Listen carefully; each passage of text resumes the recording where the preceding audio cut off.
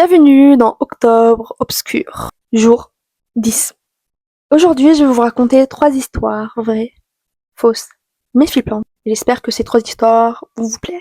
N'hésitez pas à m'envoyer vos histoires avec cette adresse email et je les lirai avec grand plaisir. Et c'est parti.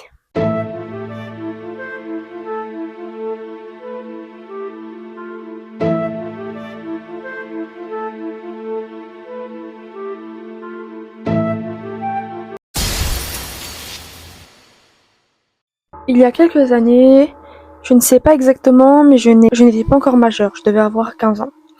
J'ai failli me faire kidnapper. C'est lors d'un séjour linguistique en Angleterre, plus précisément à Cheltenham. Forcément, j'étais contente, mais également un peu angoissée, parce qu'il s'agissait de ma première expérience à l'étranger sans mes parents. N'ayant pas très bonne facilité à me faire des amis et étant assez timide, je redoutais un peu ce séjour qui durait quand même 3 semaines. Le jour J arrive et on part dans un car direction le nord pour prendre un ferry. Les jours se passaient plutôt bien, j'arrive à me faire quelques amis. Il faut savoir que mes parents n'avaient pas signé à l'époque l'autorisation de sortie, seule en dehors des activités. Donc je n'étais pas censée sortir de chez ma famille d'accueil, sauf du coup pour les activités organisées par l'organisme du séjour. Mais voilà, un soir après les cours au collège où nous étions car nous étions élèves dans un collège où nos correspondants anglais étaient. Des amis m'ont proposé d'aller au McDo. Naïf, je me souviens d'être dit à l'époque que pour un McDo, je pouvais bien sortir vite fait après les cours. Du coup, avec mes amis, on se donnait rendez-vous devant le collège. Chacun retourne dans sa famille d'accueil. C'est là que ça a commencé. C'est là que j'ai vu un homme qui me suivait. Au début, j'ai cru que c'était paranoïaque. Mais après tout, on entendait déjà pas mal d'histoires de ce genre. Mais quand j'ai commencé à faire des détours pour être sûre que je n'ai pas vu qu'il me suivait encore, j'ai commencé à paniquer. J'ai sorti mon téléphone pour faire comme si j'avais un appel et j'ai continué à marcher comme si je n'avais rien remarqué. C'est seulement quand je suis arrivée à proximité de la maison de ma famille d'accueil que je me suis mise à courir. Je suis vite rentrée et j'ai fermé la porte. Mais ce n'était pas fini. Pensant que c'était la fin, je n'ai rien dit à ma famille d'accueil, me disant encore une fois que ce n'était qu'au final peut-être pas grand-chose. Je me suis préparée et je suis sortie pour aller au rendez-vous avec mes amis, mais seulement quelques minutes après, je me suis rendu compte que l'homme avait attendu et avait recommencé à me suivre. Quand je suis ressortie là, j'ai pas réfléchi et je me suis mise à courir comme pas possible. J'ai finalement réussi à arriver devant le collège et me réfugier dedans. C'est seulement à cet instant qu'il a arrêté de me suivre et qu'il est parti. J'ai attendu que mes amis arrivent et lorsque le premier est arrivé au rendez-vous, je suis sortie du collège et j'ai fondu en larmes. La police a été appelée et les organisateurs du séjour également. Je n'ai pas eu de nouvelles, mais tout ce que j'ai su à l'époque, que je n'étais pas la première à avoir porté plainte pour cela. Une autre fille du séjour linguistique a également porté plainte contre un homme qui la suivait. La fin du séjour s'est finalement bien passée, mais jusqu'à la fin, je ne pouvais plus effectuer un seul trajet seul. J'étais sous surveillance, de la sortie du collège jusqu'à la porte de ma famille d'accueil et vice-versa.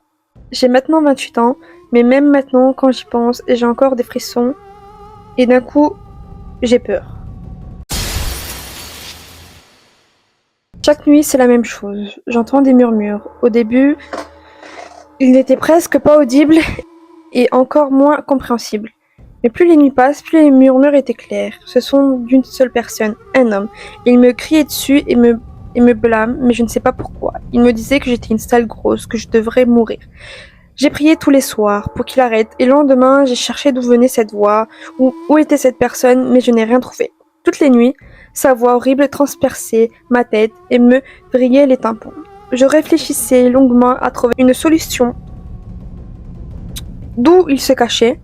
Et alors que je me suis rappelé qu'avant la construction de cette maison, il y avait une grange.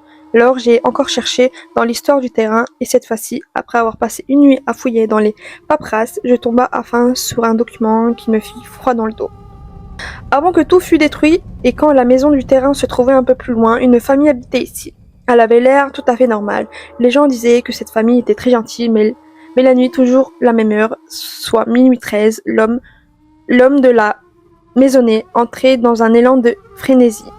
Il attrapait alors sa fille unique par les cheveux et la traînait jusque dans cette grange. Il la frappait alors si violemment que c'était que c'en était presque à mort. Mais lors d'une nuit orageuse, au moment de taper sa fille, il mourut d'une crise cardiaque. Et puis chaque nuit, il était là. Impossible de mettre un terme à cette fois. Alors quelques jours plus tard, j'ai déménagé. Le jour s'enchaînait tranquillement, j'ai pris contact avec les nouveaux locataires du terrain, un couple de personnes âgées et leur fils. Ils étaient sur le point d'envoyer leur enfant à l'hôpital psychiatrique parce qu'ils prétendaient entendre des voix. Écoutez mon histoire. Comme tous les soirs, je rentrais des cours, il faisait nuit, et comme d'habitude, je passais par des vieux cimetières abandonnés. Je devais le traverser pour rentrer chez moi, non pas car c'était le seul chemin, mais parce que le détour était trop long. Je n'avais rien pour illuminer, et bien plus, c'était une nuit sans lune. J'étais à mi-chemin lorsque j'entendis un bruit, je me retourna, mais rien. Il ne pouvait pas s'agir du gardien, car, comme dit précédemment, le cimetière était abandonné. Je continua donc mon chemin, légèrement angoissé, et le bruit recommence. L'atmosphère commençait à être trop lourde pour mes poumons. J'avais la sensation d'étouffer. C'est là, en me retournant, que je vis cette chose. Elle ressemblait à un chien, croisé à un ours, sans poils. Je commençais à reculer, mais la créature bondit et me plaqua à terre. Je me débattais en hurlant tandis qu'avec ses griffes, il me griffa la peau et avec ses dents, il m'arracha les ongles. Je hurlais de douleur, mais personne ne pouvait m'entendre. Ma voix n'était pas assez puissante. Il m'ouvrit le ventre et commença à retirer mes organes. Il me pendit avec mes intestins à l'arbre, tout en me forçant à avaler mes propres entrailles. Il acheva son macabre ouvrage en m'arrachant les yeux, puis il est parti, laissant mon corps mutilé et presque méconnaissable, pendu à cet arbre. Vous me demandez comment je peux vous raconter cette histoire alors que je suis censée être morte, car je suis venue vous tuer de la même manière. J'ai été réincarnée cette sorte de monstre avide de sang, et par derrière, à l'heure où vous lisez ces lignes, je suis probablement juste derrière vous, ou bien caché sous votre lit, ou encore dans votre armoire, à guetter le bon moment pour vous tuer.